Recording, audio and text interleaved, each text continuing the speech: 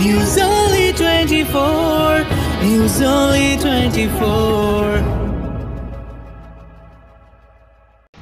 9 মে বড় পর্দায় মুক্তি পেতে চলেছে নন্দিতা রায় এবং শিবপ্রসাদ মুখোপাধ্যায়ের তৈরি নতুন ছবি আমার বস। এই ছবির প্রমোশনে শহরে এলেন রাখি গুলজার। ছবির হাত ধরেই 22 বছর পর বাংলা ছবিতে ফিরছেন রাখি। মা ও ছেলের সম্পর্ক এবং এক অফিসকে কেন্দ্র করে তৈরি হয়েছে এই ছবি। রাখি ছাড়াও আমার বসের গুরুত্বপূর্ণ চরিত্রে অভিনয় করছেন শিবপ্রসাদ মুখোপাধ্যায়, শ্রাবন্তী চট্টোপাধ্যায়, শ্রুতি দাস, সৌরসিনী মৈত্র, ঐশ্বর্যা সেন, গৌরব চট্টোপাধ্যায় সহ আরও অন্যান্যরা।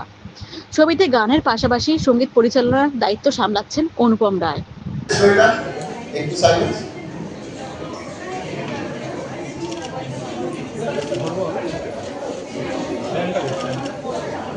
আমরা আগে একটা ট্রেলারটা একটু দেখে নিই, তাহলে কথা বলতে শুরু করব। একটু চেয়ারটাকে সরাবে। আমার বস সিনেমার ঝলক 9th মে আমাদের সিনেমা মুক্তি পাবে। 11ই মে মাদার্স ডে। আমি তো মনে করি প্রত্যেক দিনই আমাদের মায়েদের দিন। প্রত্যেক দিনই মাকে প্রণাম করে, মাকে স্মরণ করে আমাদের দিন শুরু হয় এবং তাকে নিয়ে আমাদের জীবন কাটে, মা বাবা বাড়ির সকলকে নিয়ে। আমি প্রথমেই অনুরোধ করব নন্দিতা রায়কে এই সিনেমার বিষয়বস্তু কেন। মিডিয়া বন্ধুদের আন্তরিক শুভেচ্ছা, অভিনন্দন এবং অনেক অনেক ধন্যবাদ আজকে এখানে আসার জন্য। আজকে আমি শুরু করব একটা গল্প না, সত্যি ঘটনা, যেটা কখনো কাউকে বলিনি। আমি প্রবাসী বাঙালি, বড় হয়েছি বম্বেতে। আমি যখন ছোট ছিলাম, আমার মেশমশাই ছিলেন সুবোধ মুখার্জি, উনি একজন ফিল্ম মেকার। উনি তখন একটা ছবি করবেন ভেবেছিলেন, যে ছবিটার নাম ছিল শর্মিলি। শর্মিলির নায়িকা ঠিক হয়ে গেছিল, একজন নতুন মেয়ে, দারুণ সুন্দর দেখতে, রাখি সেই রোলটা করবে, সেটা ঠিক হয়ে গেছিল। হিরো তখনও ঠিক হয়নি, তখনও একটু দোমনা ছিল আর কি। জিতেন্দ্রকে নেবে, তার শশী কাপুরকে নেবে, অপোজিট রাখি। তো যতগুলো মেয়ে ছিল ওখানে, আমরা সবাই মিলে, আমার বোন ছিল, আমরা সবাই মিলে, মাসিমা ছিলেন, সবাই মিলে, আমরা সবাই মিলে এক কথায় বলেছিলাম, না না না, শশী কাপুরকে চাই। তো এই মেয়ে ফাইনালি ওই রোলটা শশী কাপুর করেছিলেন। ছবিটা হলো, ছবিটা ব্লকবাস্টার হলো একটা, মানে সেই গানগুলো এতটাই মেমোরেবল গান, সব শর্মিলির গানগুলো মানে সকলের মুখে মুখে ছিল। এবং ছবিটা সিলভার জুবলি হলো। সিলভার জুবলির ওকেশনে আমরা সবাই মিলে গেলাম, আমিও গেছিলাম।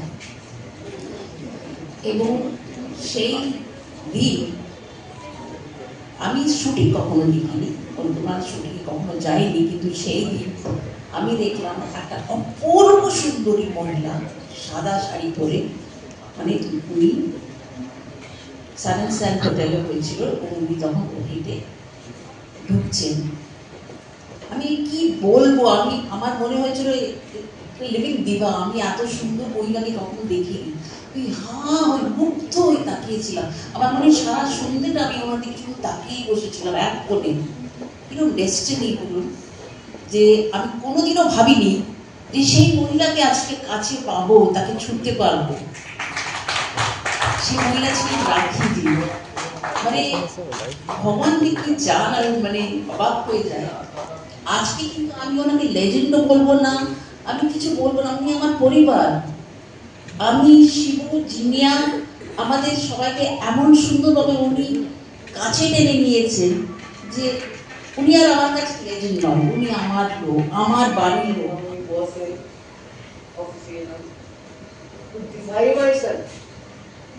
একলা ধরে একটা নার্সকে দিয়ে আমরা রাখতে পারবো, তখন এরা সব প্রত্যেকটা ক্যারেক্টার এক একজন আলাদা আলাদা। এই যে বসে আছে প্রেগনেন্ট, তারপর একটা এত সেটা আসেনি, তার নাম দিয়েছিলাম লোক প্রত্যেকে। আর এই যে এদের সঙ্গে দৌড়দৌড়ি করা, ওই যে চুগলি,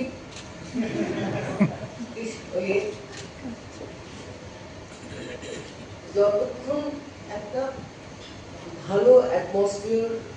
আর আমি একটা ভীষণ লাকি যে আমার সমস্ত ফিল্মের শুটিং আউটডোর হয়েছে। আমার সেট মানে একদম পছন্দ করতাম না, বেছে বেছে ছবি নিতাম যেগুলো লং আউটডোর থাকে। আউটডোরের পর রান্না করা, তাস খেলা, সেই খুচরো দিয়ে দিয়ে সমস্ত স্পট বয় থেকে আরম্ভ করে সবাইকে একসঙ্গে দেখে দিয়ে এই অ্যাটমসফিয়ারে আমরা ছবি করেছি। এখানে যে সবাই রয়েছে, ওই যে ওটা, ওই যে সুপ্রিয়, ও যত আমার কথা, যত আমার কমপ্লেন ফোন করে করে গালাগাল দিয়েছে ওকে, এটা বুঝতে গেল। তারপর একদিন কোনো সুপ্রিয় যাতে আমার বিদ্যাসাগর চলে নিয়ে আয়, সেদিন ফোন করে বললাম আমি আমার বাড়িতে শঙ্খ বাজাতে হবে, আমার পুরোনো শঙ্খটা ভেঙে ফেলেছি, শঙ্খ নিয়ে আসো, যা বলিও নিয়ে আসো করে দেয়। এইটা হচ্ছে সম্পর্ক। আমি যত এখানে থাকি, আমি অনেক ছবি করেছি, আপনারা জানেন না। আমি হিন্দি ফিল্ম ইন্ডাস্ট্রিতে থাকা কালীন অ্যাসামি ল্যাঙ্গুয়েজে ছবি করেছি। প্রত্যেক বছর একটা করে ছবি করতে আসতে হবে বিনে পয়সায়। যে টোকেন মানি আমাদের দেওয়া হচ্ছিল ওয়ার্কারদের মধ্যে বিয়ে দিতাম, কারণ আমার ওই ছবি দরকার ছিল। উড়িয়া ছবি প্রভাত রয় আমার প্রোডাকশন হাউস থেকে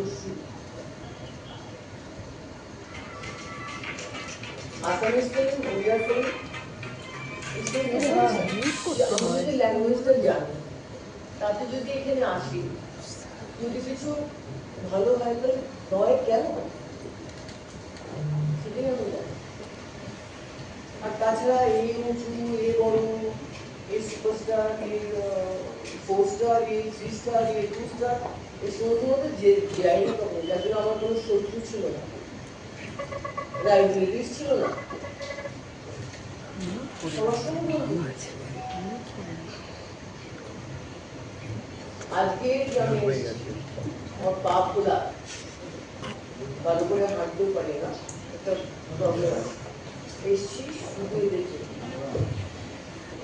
এসে কিছু মোড়কটা কোথায় গেল? সঠিক সময় আসবে যেদিন আমি এই প্রোডাকশনের সাথে কাজ করব। শিবুদা, নন্দিতাদি বাড়ির মানুষ, আমার ফ্যামিলিরই মনে হচ্ছিল না যে একবার আমি বাইরে কোথাও কাজ করছি, এরকম নয়। একদম এত ভালো আন্তরিকতা পেয়েছি আমি। পুরো টিম, মানে উইন্ডোজের অফিসেও যারা যারা আছেন সবাই, মানে কি বলবো, সবাই, শাহিদিদা, ভাগ্যশ্রী, শাইনি, জিনিয়াদি, সবার কাছ থেকে প্রচুর ভালোবাসা পেয়েছি। আর আমি এই ভালোবাসাটা সবসময় চাই, অ্যান্ড অলওয়েজ তোমাদের আশীর্বাদ যেন আমার সাথে সবসময় থাকে। Thank you so much. শুভ সন্ধ্যা। আপনারা যদি কাঞ্চন মল্লিককে জিজ্ঞেস করেন যে আমার বস কে, তাহলে বলবো আমার বস 1999 সাল থেকে নন্দিতা রায় এবং শিবপ্রসাদ মুখোপাধ্যায়। যদি আমার একেবারে প্রথম পথ চলা থেকে শুরু করি, এবং আজকে এই আমার বস সিনেমার ট্রেলার লঞ্চে আমি শুধু গর্বিত নয়, মানে আমি ব্লেসড যে রাখি গুলজারের মতো এরকম একজন প্রভাত প্রতিম অভিনেত্রীর সঙ্গে আমি স্ক্রিন শেয়ার করেছি, অভিনয় করেছি। এবং সব থেকে বড় কথা, প্রথম দিন প্রথম শটটা দেওয়ার সময় হাত পা যথেষ্ট মানে কেঁপেছে, কিন্তু আমি দেখলাম মানুষ বা শিল্পী তখনই বড় হন। তার মতো প্রভাত প্রতিম শিল্পী আমাদের মতো প্রত্যেককে, যার আমরা প্রায় ওনার নখের যোগ্য জুনিয়র আর্টিস্ট হিসেবেই বলবো, তাদের সঙ্গে এত মানিয়ে নিয়ে খাপ খাইয়ে পুরো ছবিটা আমরা করেছি। আমার কোনো সময় মনে হয়নি যে আইস ব্রেকটার দরকার ছিল, সেটা হয়েছে। এবং সব থেকে বড় সুবিধা হয়েছে এখানে শিবপ্রসাদ মুখোপাধ্যায় আমাদের মাথার উপর মনিটরিং করেনি, যেহেতু তিনি অভিনয় করেছেন। আমার খুব সুবিধা হয়েছে নন্দিতা রায় ছিলেন বলে। এবং রাখিদি আমাকে এই চরিত্র অনুযায়ী, আমার বসের চরিত্র অনুযায়ী চুগলিখোর বলেই বলে থাকেন, চুগলখোর বলেই বলে থাকেন। এবং তাতে এটা আমার কাছে কোনো অভিশাপ না, এটা আমার কাছে আশীর্বাদ। সবাই মিলে আমার বস দেখবেন, ভালো লাগবে। ধন্যবাদ, থ্যাংক ইউ।